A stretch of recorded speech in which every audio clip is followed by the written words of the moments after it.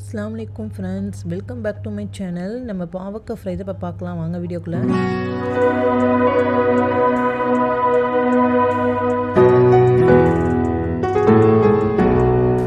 பாவக்காய் நான் இந்த மாதிரி ரவுண்டாக கட் பண்ணி நடுப்புற இருக்க சீட்ஸ் எல்லாம் எடுத்துக்கிட்டேன்.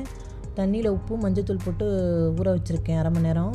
இப்போ அதை வதக்கிறதுக்கு தேவையான வெங்காயம், தக்காளி, கருவேப்பிலை ஒரு கொத்து, பூண்டு பொடிசாக கட் பண்ணி வச்சுருக்கேன். இப்போ தாளிச்சிக்கலாம் ஒரு பேனில். இப்போ பேனில் 2 டேபிள் ஸ்பூன் கொஞ்சம் கூடவே எண்ணெய் விட்டுக்கோங்க. இப்போ தண்ணியில் போட்டு ½ அன் ஹவர் ஊற வச்சுருந்தேன் பாவக்காயெல்லாம் எடுத்துக்கிறேன் நான் ஒரு பிளேட்டில்.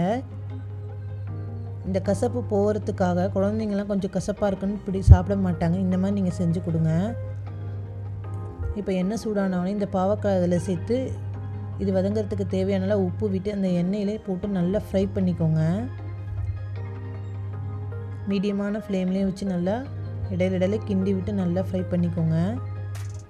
இந்த மாதிரி இந்த கலர் சேஞ்ச் ஆனதுக்கப்புறம் இப்போ நம்ம வேறொரு பாத்திரத்துக்கு எடுத்துடலாம். இப்போ அதே பேன்லேயே நம்ம தாளிச்சிக்கலாம். இப்போ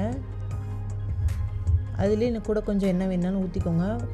இப்போ பொடிசாக கட் பண்ண பெரிய சைஸ் வெங்காயம் நான் 2 வெங்காயம் சேர்த்துருக்கேன். இதை நல்லா கட் பண்ணி சேர்த்து இது வதங்கிறதுக்கு தேவையான உப்பு விட்டு இதை நல்லா இப்போ பொன்னிறமாக வர அளவுக்கு நல்லா வதக்கிக்கலாம்.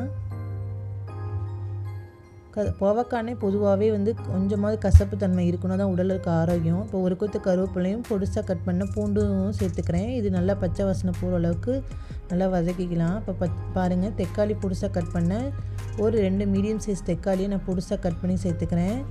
அந்த எண்ணெயிலே போட்டு இது எல்லாத்தையும் நல்லா வதக்கிக்கலாம். இப்போ நம்ம நல்லா வதங்கினதுக்கப்புறம் மசாலா சேர்க்க ஆரம்பிச்சிடலாம். அரை டேபிள் ஸ்பூன் மிளகாய்த்தூள், 1/4 டீஸ்பூன் மஞ்சத்தூள், சாம்பார் பொடி 1 டேபிள் ஸ்பூன் சேர்த்துருக்கேன். இந்த எண்ணெயிலே போட்டு இதையும் நல்லா எல்லாத்தையும் மிக்ஸ் பண்ணிக்கலாம். தண்ணி எதுவும் சேர்க்காதீங்க, இதிலே நல்லா போட்டு எண்ணெயிலே நல்லா வதக்கிக்கலாம். இப்போ நான் இந்த மசாலா பச்சை வாசனை போகிற அளவு வதங்கிறதுக்கு கொஞ்சம் லைட்டாக ஒரு 1/4 டம்ளர் தண்ணி விட்டு நல்லா கிளறிக்கிறேன்.